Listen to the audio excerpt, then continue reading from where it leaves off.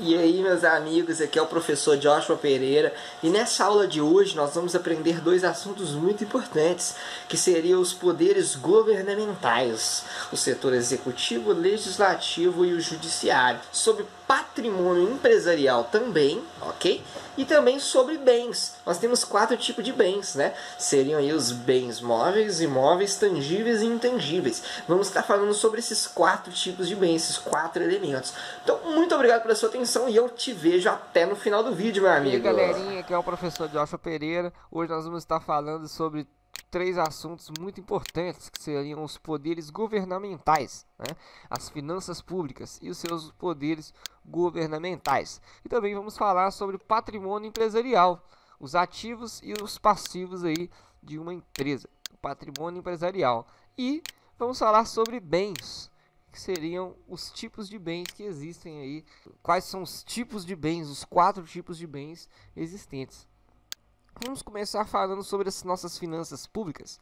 As finanças públicas, que seriam os poderes governamentais. Eles são distribuídos em 3 setores, que seria o setor executivo, judiciário e o setor legislativo, ok? Setor legislativo, ele cria a lei, executivo executa a lei e o judiciário ele faz o julgamento ali, né, para ver se as leis estão sendo aplicadas corretamente. Então são 3 setores aí do nosso governo. Primeiro vamos falar sobre o setor executivo.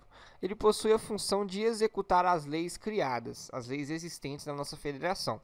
Então seria ele o responsável por estar executando, colocando essa lei em rigor. E quem faz parte desse cargo dos executivos é o presidente da República, os governadores e os prefeitos. Eles fazem parte aí desse poder executivo que executa as leis criadas pelo poder legislativo. O setor judiciário, ele julga as ações ou as situações que não se enquadram nas leis criadas pelo poder legislativo. Então, o executivo, ele executa a lei criada pelo legislativo. O judiciário julga a lei criada pelo legislativo. Todas as leis que são criadas e executadas, elas passam aí pelo processo também de julgamento através do setor judiciário. Quem faz parte do setor judiciário aí são os ministros, os desembargadores, os promotores de justiça e os juízes, né? São os 4 cargos que compõem o nosso sistema judiciário. Os ministros, desembargadores, promotores de justiça e os juízes. Vamos falar agora do setor legislativo. Nós falamos bem pouco sobre ele aqui, né, até então. E ele é a função de ordenar e criar leis para o país. Então, o setor que cria, que formula e que também cria as políticas ali para fiscalização, né, para enviar para o executivo, seria o legislativo. Cria as leis, cria as políticas também de fiscalização e encaminha para o setor executivo para que eles aprovem e depois o setor judiciário seja apto aí para fazer o julgamento aí se essas leis estão politicamente corretas. E quem faz parte do legislativo é a Câmara dos Deputados. Vocês podem ver aqui que até o Tiririca está aqui, ó. Ele aqui, ó. Tiririca. Tem outros aqui também. Várias, salinha aqui tá cheia, né?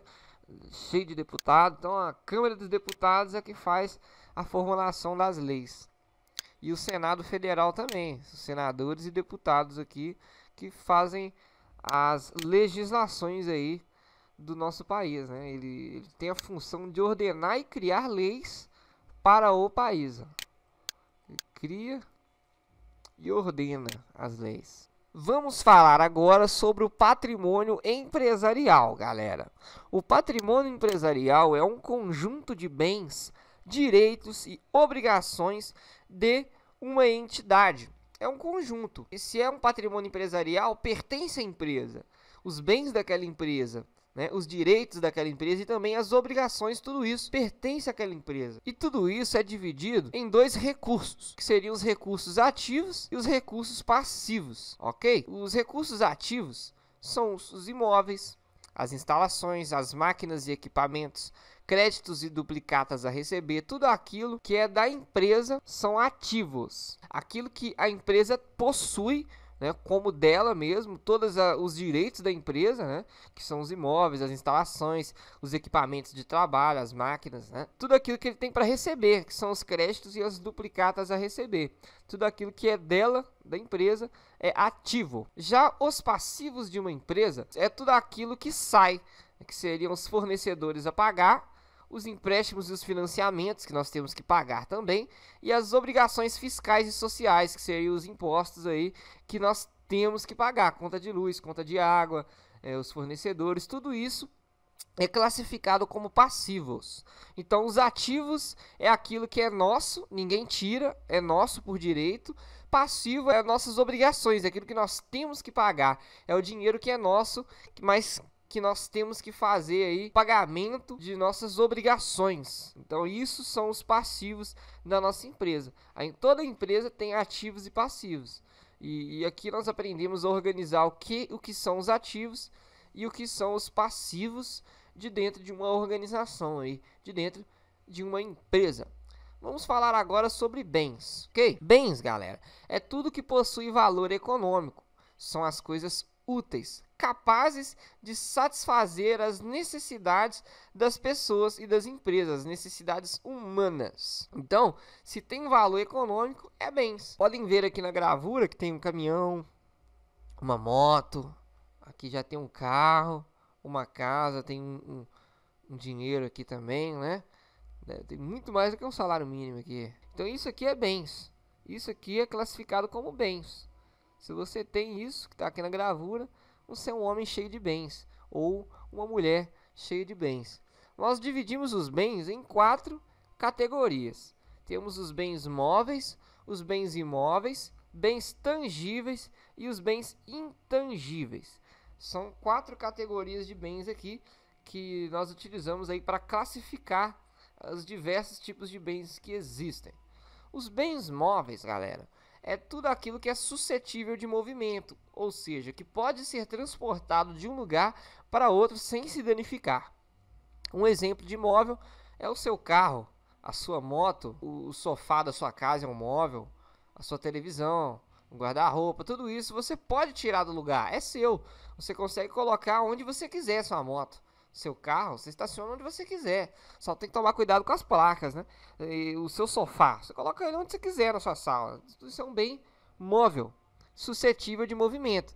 Agora, os bens imóveis são aqueles que não podem ser transportados de um lugar para outro sem alteração da sua substância. Um exemplo de um imóvel é a sua casa, o sítio. Os lugares que você frequenta são imóveis. Então não tem como você trocar de lugar. Não tem como você mudar de lugar a sua casa. Mudar de posição. Colocar o seu sítio em outra rua. Não tem como, né? Porque é um bem imóvel. Quando você compra uma casa, você compra a escritura daquela casa, né? Aquele lugar ali, aquele lugar não tem como se mover. Então ele fica ali. A única coisa que se move é a escritura da casa, do ambiente, né? Que você pode colocar a escritura onde você quiser. Mas o próprio imóvel mesmo, ele só tem um lugar fixo. E é por isso que temos um sistema de endereçamentos. As ruas, os números das casas, os bairros, as cidades, tudo isso fazem parte do endereçamento onde ficam os imóveis, os bens que não se movem. Ok? Vamos falar agora sobre bens tangíveis e intangíveis. Os bens tangíveis, eles são ativos, né, de uma empresa. São bens de propriedade da empresa, que são concretos e que podem ser tocados. São os imóveis, as máquinas e os estoques. Eu vou dar um exemplo para vocês. Lá na CNI, quando nós tínhamos as nossas aulas presenciais, vocês se assentavam em cadeiras confortáveis. Nós tínhamos uma televisão só para que pudéssemos usar na nossa aula. Temos ar-condicionado e tudo aquilo é da empresa. Mas nós usamos, nós conseguimos tocar, nós usamos porque a empresa comprou para que nós usássemos. E são bens tangíveis da empresa. Tangíveis são os bens de propriedade da empresa que são concretos, que podem ser tocados. Se eu estou tocando em um bem da empresa ali, é um bem tangível. Bens intangíveis são aqueles que não têm existência física. Marcas, patentes, por exemplo, são bens intangíveis, né? A logomarca de uma empresa. Se eu fizer uma logomarca igual a logomarca da Coca-Cola, eu vou estar tocando em um bem intangível da Coca-Cola. Eu não posso fazer esse tipo de marketing porque já existe. Então eu vou ter que criar outra logo para mim, porque é um bem intangível da Coca-Cola, aquela patente dela, aquela logomarca da Coca-Cola. Está registrado judicialmente no cartório e pertence à Coca-Cola. Isso não só com a Coca-Cola, mas com qualquer outra logomarca que eu for fazer, que já está patenteada legalmente no cartório, eu posso até sofrer mesmo processos jurídicos por conta disso, porque são bens intangíveis das empresas. Não se toca num bem intangível de uma empresa, né? As logomarcas, por exemplo, as patentes, direitos autorais de músicas. Se eu fizer uma música e alguém cantar a música que eu fiz, eu vou ter meus direitos autorais. É um bem intangível meu, entende? Um programa de computador, por exemplo, um software, né? Tudo isso são bens intangíveis. E ficou bem claro e evidente para vocês aí esses exemplos, né? Vou colocar aqui para você um exemplo de um bem imóvel, um veículo, um bem imóvel, uma casa. Temos aqui os bens tangíveis e os bens intangíveis, como a Nike, Adidas, Coca-Cola.